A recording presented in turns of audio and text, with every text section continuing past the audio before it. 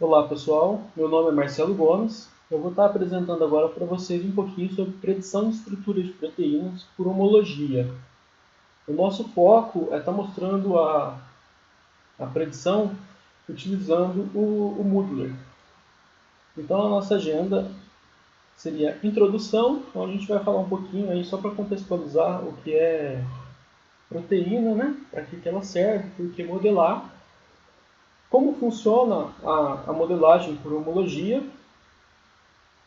Vamos falar como o Moodler faz essa modelagem e, na sequência, a gente vai ter uma prática de como realmente modelar uma proteína utilizando o Moodler.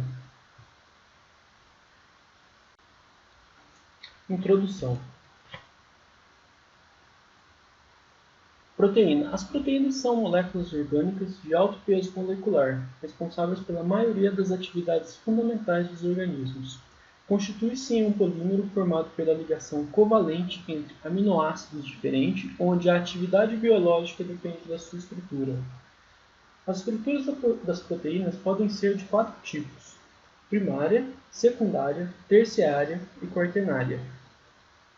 A estrutura primária é a que representa a cadeia linear de aminoácidos.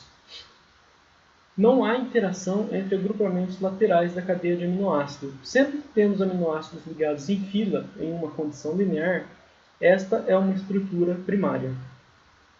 A estrutura secundária. Os agrupamentos R-laterais podem interagir entre si, através de ligações não covalentes. Essas associações permitem que sequências de aminoácidos se enovelem, ou seja, se dobrem para formar estruturas 3D. As estruturas secundárias podem ser de dois tipos, alfa-hélice e folha beta-preguiada.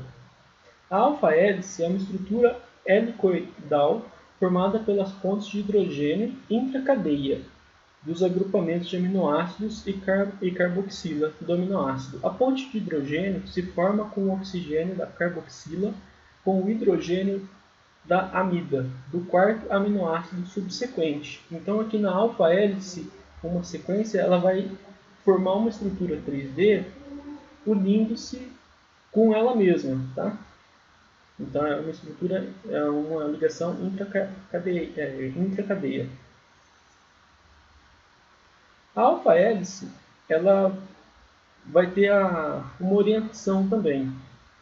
Ela pode ser giro-levogiro, que é quando a rotação é para a esquerda, ou dextrogiro, quando a rotação é para a direita.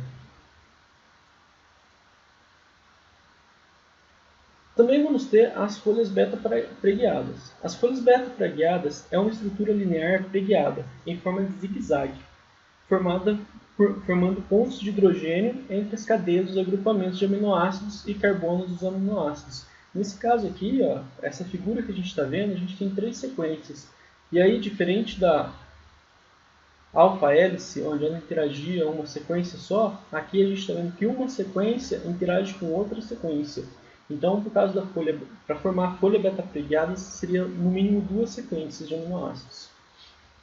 Ela também vai ter uma orientação, que pode ser paralela, quando as folhas estão no mesmo sentido, ou antiparalela, quando é o contrário. Temos também a estrutura terciária, que é a combinação entre várias alfa-hélices e folhas betas, podendo ser somente alfa-hélice ou folhas betas, ou ainda ambas. Aqui nesse desenho a gente pode ver, a gente tem em azul aqui, ó, uma estrutura alfa-hélice, né? E aqui em laranja a gente tem uma ligação de folha beta-preguiada, tá vendo? E aí essas várias ligações aqui, ó, aqui é outra alfa-hélice, juntas estão formando uma estrutura terciária. A outra estrutura que temos é a estrutura quaternária, que é a combinação entre várias estruturas terciárias formando estruturas diméricas, triméricas, tetraméricas e etc. Nesse caso aqui, ó, a gente tem duas estruturas terciárias aqui em amarelo e duas estruturas terciárias em azul que formam essa estrutura quaternária. A estrutura quaternária pode ser classificada como homo, quando as estruturas terciárias são idênticas, ou hétero, quando as estruturas ternárias que formam a estrutura quaternária são diferentes. Por que modelar uma proteína? Quando você consegue ver a estrutura tridimensional da proteína e analisar sua forma em detalhe, você pode sugerir a localização de um sítio catalítico ou sítio de integração, além de ajudar a identificar alvos para os estudos de mutagênese. Sítio dirigida, frequentemente usado para obter caracterização detalhada da química funcional e da proteína. Alguns exemplos de aplicação. Modelagem molecular de uma proteína causada de alergia ao pólen e, consequentemente, a identificação da região que causa a resposta alérgica, caracterização de um sítio mutagênico ativo na transcriptase reversa do DNA do vírus HIV, modelagem de uma proteína de ligação de DNA existente na síndrome de Bloom e caracterização das mutações que causam a doença. Bom, uma vez estando claro os motivos que nos levam a querer modelar uma proteína, vamos ver as possibilidades de modelar uma proteína. A determinação da estrutura de uma proteína pode ser feita por métodos experimentais ou por aplicações teóricas. Métodos experimentais poderia citar como exemplo a cristalografia de raio-x, RNM, e por aplicações teóricas a gente tem, por exemplo, ab initio e por homologia. Você pode estar se perguntando, bom, se eu tenho a sequência, qual é a dificuldade de prever a estrutura da proteína? Vamos entender isso. Cada vez que uma determinada cadeia de proteína é sintetizada na célula, ela se dobra para que um dos agrupamentos fundamentais para essa função de proteína seja posto em disposição geométrica precisa. A dobra adotada por uma sequência proteica não varia. Ou seja, cada ocorrência de uma determinada proteína se dobra com a mesma estrutura. Apesar dessa constância das proteínas, ninguém descobriu como prever com exatidão a estrutura tridimensional de uma proteína baseada apenas nessa sequência. Então a resposta para essa pergunta seria: ninguém conseguiu prever com exatidão a estrutura tridimensional de uma proteína baseada na sequência. Bom, outra dúvida pode surgir. Se podemos determinar experimentalmente a estrutura de uma proteína, e a predição da estrutura é tão difícil, por que afinal se preocupar em prever a estrutura?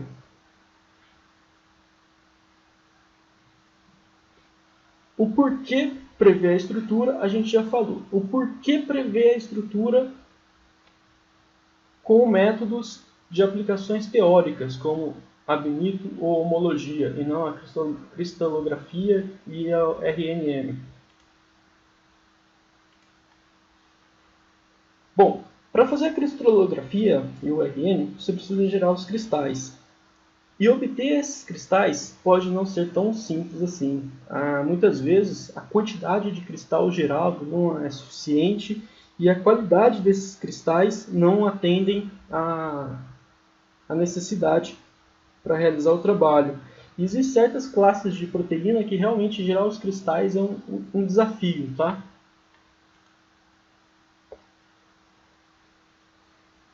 Então, quando a gente vai fazer a predição da estrutura de uma proteína, no mundo ideal, o que a gente gostaria? Pegar a sequência de uma proteína, experimentalmente, prever a estrutura da proteína, prever com precisão a função da proteína com base na sequência, identificar locais funcionais da estrutura tridimensionais não caracterizados.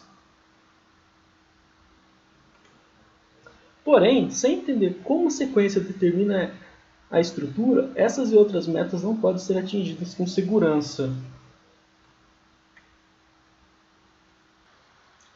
Bom, vamos ver como funciona a modelagem por homologia.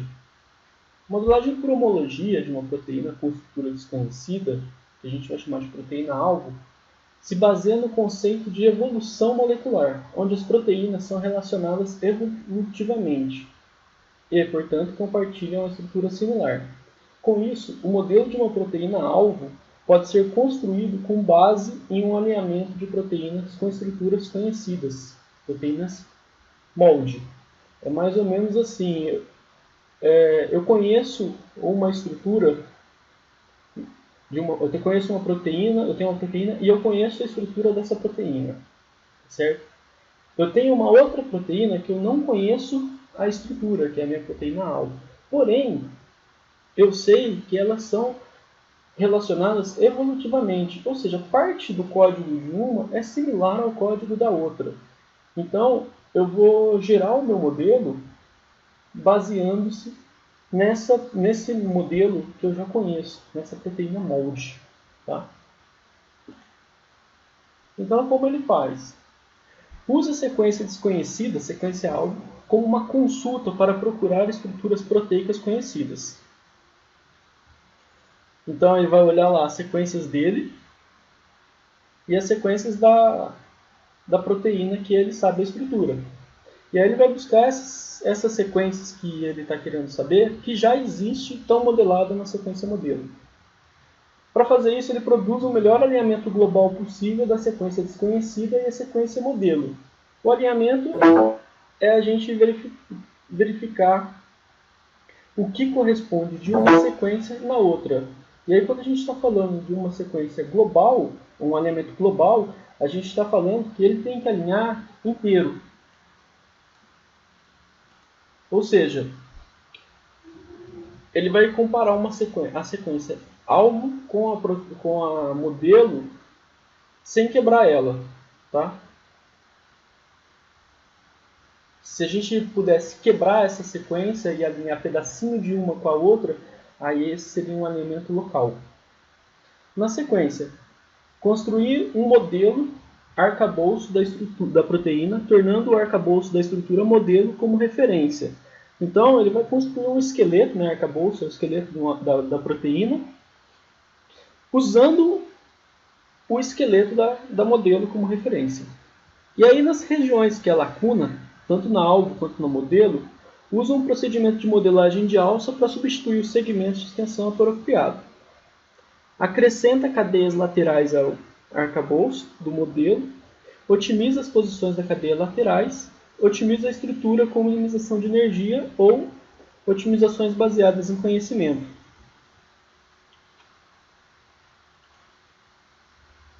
A chave para um sucesso de um projeto de modelagem por homologia nem sempre é o software usado para produzir o modelo tridimensionalmente. Projetar um bom alinhamento para uma estrutura modelo é fundamental.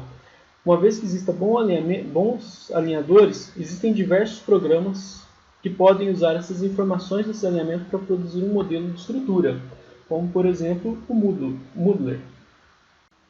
Vamos falar um pouquinho sobre o Moodler. O Moodler é um programa para modelagem por homologia. Seu acesso é gratuito para universitários e o Moodle não possui interface gráfica. A primeira impressão que você tem quando começa a mexer com software sem interface gráfica é que isso é algo ruim. Porém, com o tempo, você vai ver que a facilidade que a linha de comando te dá, essa liberdade, é algo muito bom, tá? Então, não se assustem com ferramentas que ela não te traz interface gráfica. Isso pode ser visto como uma vantagem também.